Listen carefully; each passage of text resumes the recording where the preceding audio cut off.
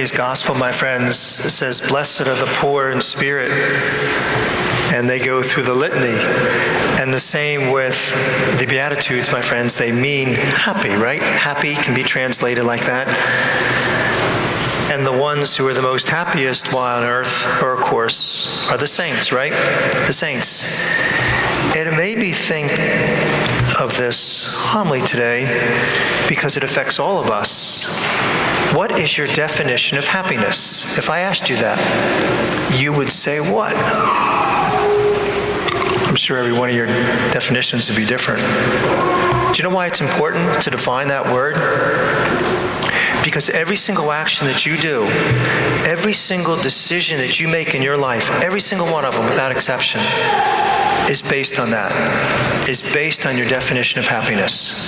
Isn't that amazing? That's why it's important to define terms, because every thought that's directed towards an action in your life is based on me making me happy. So it's important to know what it is, right?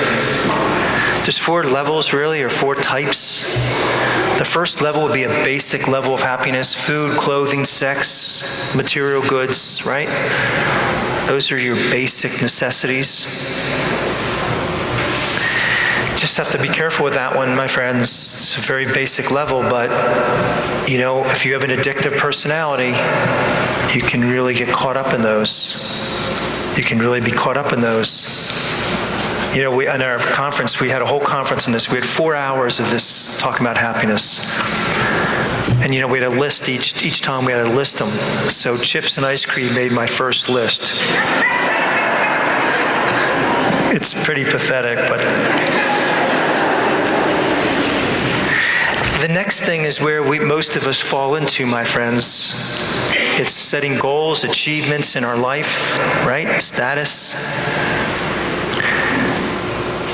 And we fall into this category because it's good to have goals, it's good to have achievements, it's good to want something. It's a wonderful thing. It's part of our human nature to do that. If you don't, there's a problem.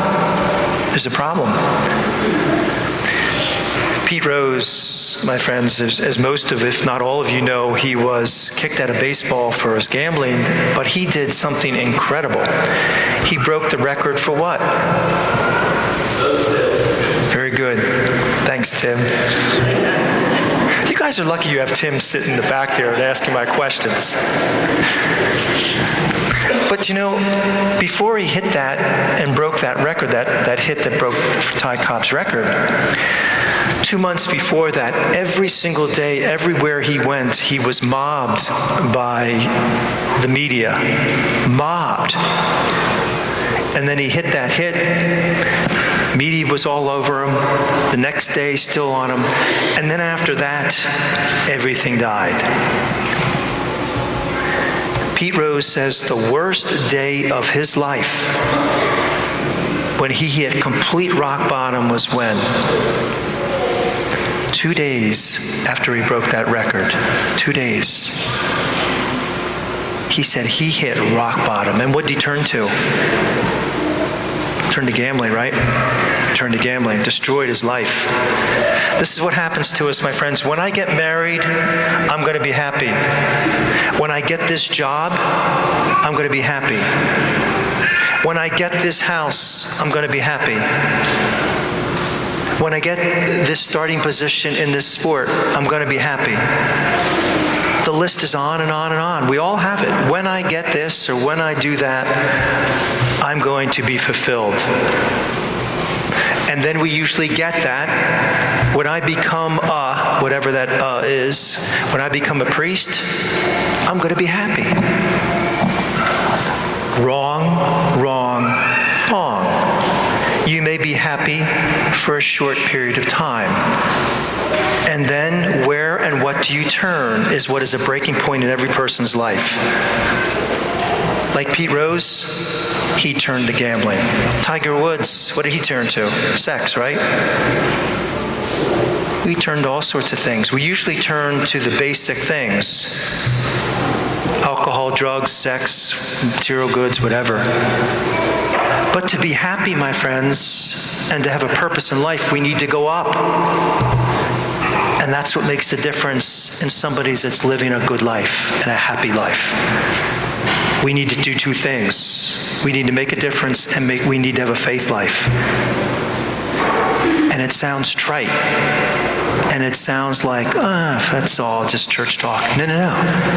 It's nothing to do with church, my friends. It's what makes a person happy, because this is how we're made. Most go down and go into these addictions. But if you want to be happy, my friends, the third element would be to make a difference, right? We need to make someone else happy. We need to make a difference in someone else's life, whoever that may be, someone or something. There was an Australian count, royalty, my friends, in Austria, was born into privileged life, privileged his whole entire life. Was visiting some European cities during his education and came across a famous painting, or it was a sculpture, beautiful, you've recognized it. On the bottom of this portrait of Jesus, which is very striking how it's made, is a little saying. It said, "This I did for you, what are you doing for me?" What are you doing for me? And that changed this man's life. It's the same with us, my friends. What are you doing besides doing something for yourself? If you want to be happy, you need to look outward. And the final thing they talked about was faith. It can't be something that we just do. We come to Mass. Yeah, we come to Mass. We do this, we do that. It needs to become real. And there's a huge distinction, my friends. It needs to become real. Is my God real? Is he real? And I can answer that question for myself. I can't answer for you.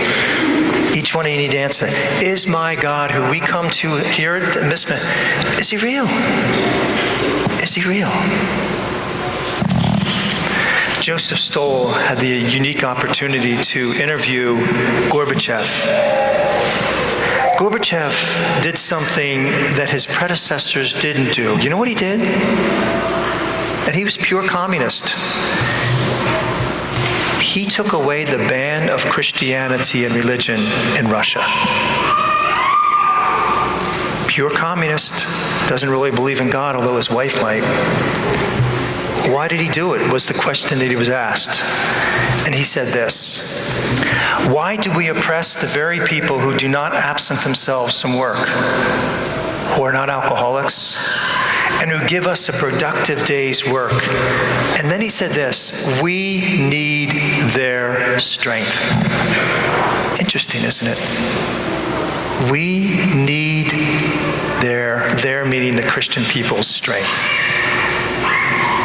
See, if you were a Christian in Russia, you had two choices.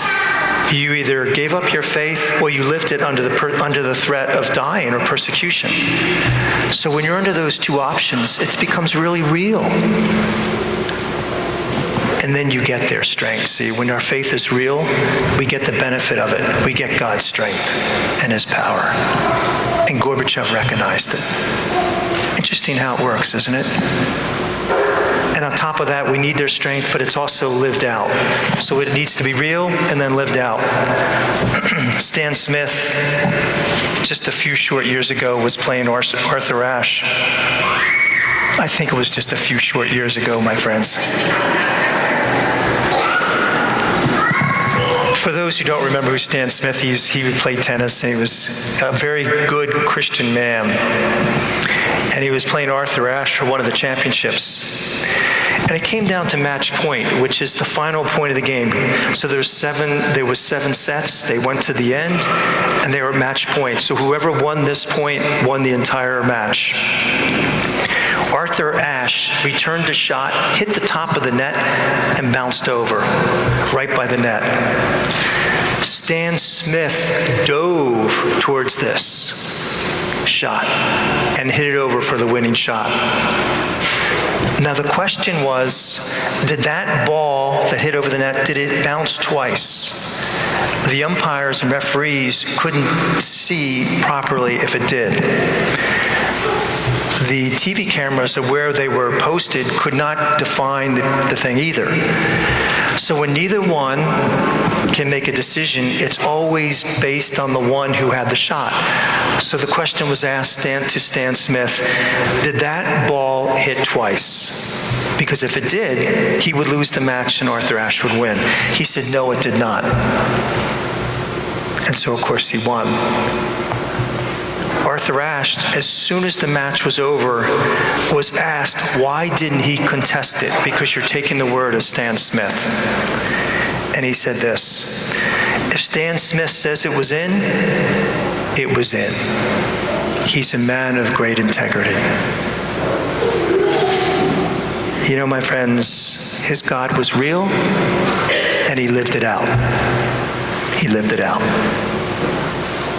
To be happy, my friends, is really what life is all about, isn't it? The basic needs, setting goals and achievements are all wonderful, but then we need to make a difference in someone else's life, and our faith becomes real. And then, my friends, you'll see that happiness and joy pervade your life. May God bless you.